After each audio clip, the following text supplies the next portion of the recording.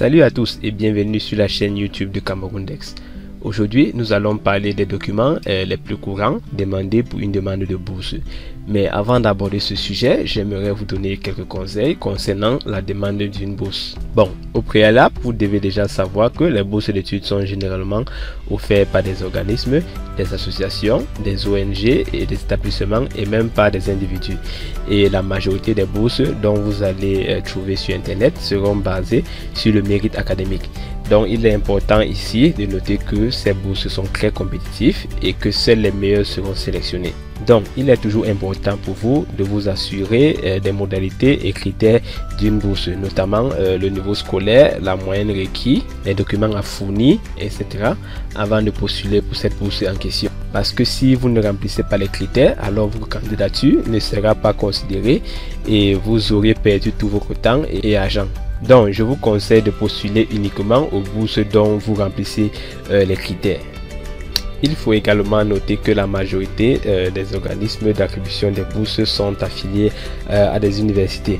Donc, la participation exige que vous ayez déjà acquis ou vous êtes en phase d'être admis dans une université participante pour l'année académique en question.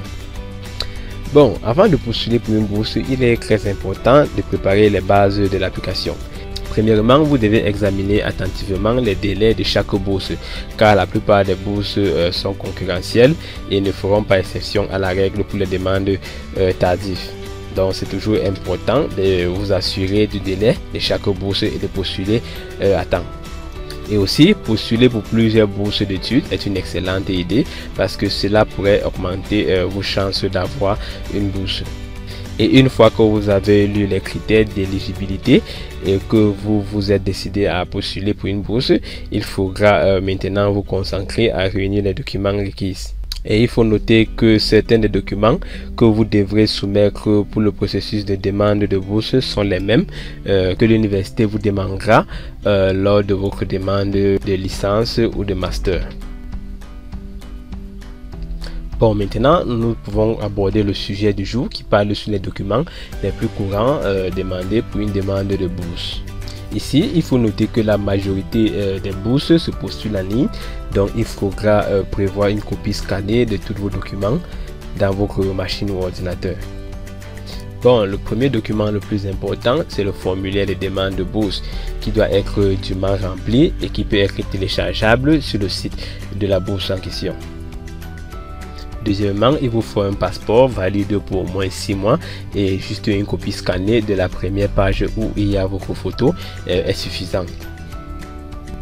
Troisièmement, il vous faut les copies des relevés de notes et diplômes. Et ici, le relevé de notes est simplement un document qui montre toutes vos matières ainsi que des notes et des crédits obtenus pour chaque matière. Et ce document doit porter une signature officielle de votre école ou bien de votre faculté. Également, vous devez aussi présenter vos diplômes, soit du bac, licence ou du master en fonction des exigences de la bourse en question. Ensuite, il vous faut une preuve de la maîtrise de la langue anglaise ou autre langue, celle utilisée comme moyen d'instruction pour le programme d'études que vous avez choisi. Par exemple, pour l'anglais, il vous faut un diplôme de maîtrise de langue comme le IELTS ou bien le TOEFL. Et pour l'espagnol, vous avez besoin du DELE. Pour la langue française, vous avez besoin du diplôme d'études en langue française qui est également appelé le DELF ou bien le DALF. Et pour l'allemand, vous avez besoin d'un DSH et un test DAF ou bien un TLC. Donc, pour avoir plus d'informations sur ces examens, vous pouvez simplement faire des recherches sur Google sur ces différents tests.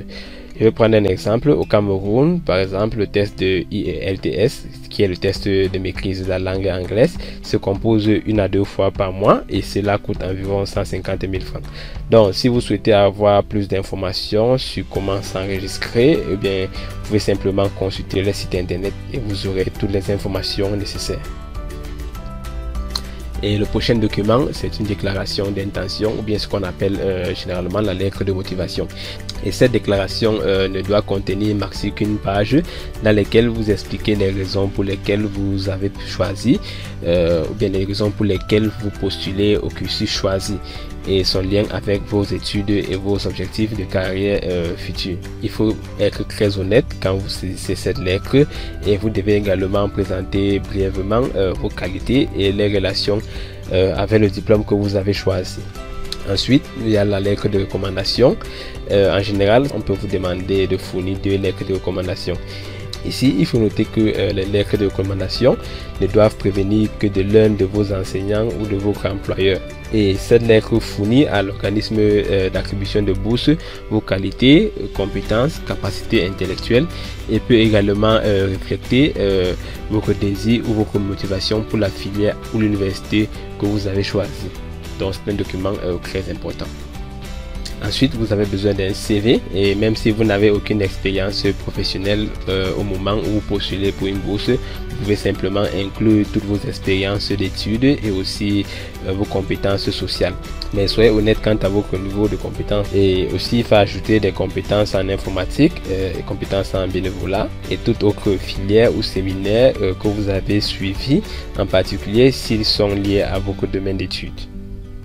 Et pour terminer, vous avez besoin des scores aux tests standardisés comme le SAT et le GRE. SAT veut simplement dire Scholastic Assessment Test et le GRE veut simplement dire le Graduate Record Exam. Généralement, certaines bourses vont vous en demander de présenter les résultats de ce test. Et encore une fois de plus, vous pouvez faire vos recherches sur Google sur ces différents tests pour savoir en quoi ça consiste et comment y obtenir dans votre pays.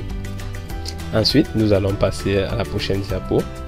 Ici, nous allons parler des documents supplémentaires pouvant vous être demandés lors de votre candidature. Et premièrement, nous avons une rédaction.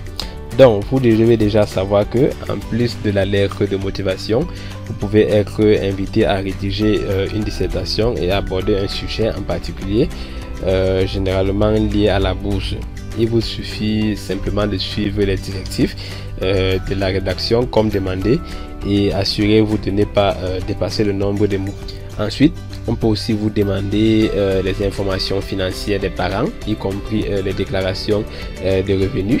Et pour terminer, on peut également vous demander un rapport médical signé par un hôpital autorisé de votre pays d'origine. Bon, ici, nous allons parler des derniers conseils avant d'envoyer tous les documents pour la demande de bourse. Premièrement, il est important de vérifier que votre formulaire de candidature et tous les autres documents ne contiennent pas d'erreurs d'orthographe et de grammaire avant de les envoyer. Deuxièmement, il ne faut pas dépasser la limite des mots indiqués pour toute section de la demande ou pour tout autre document que vous pourriez être amené à écrire. Ensuite, ne soumettre que les documents demandés et rien de plus. Et il est aussi recommandé de faire une copie complète de la demande avant de les envoyer. Et pour terminer, il faut garder à l'esprit la date exacte à laquelle vous devez envoyer tous les documents demandés et veiller à ne pas manquer l'échéance. Cela dit, je vous remercie beaucoup d'avoir suivi cette vidéo. Si vous avez aimé, vous pouvez simplement vous abonner sur notre page en cliquant sur le bouton d'abonnement. Et encore, je vous souhaite bonne chance pour votre candidature.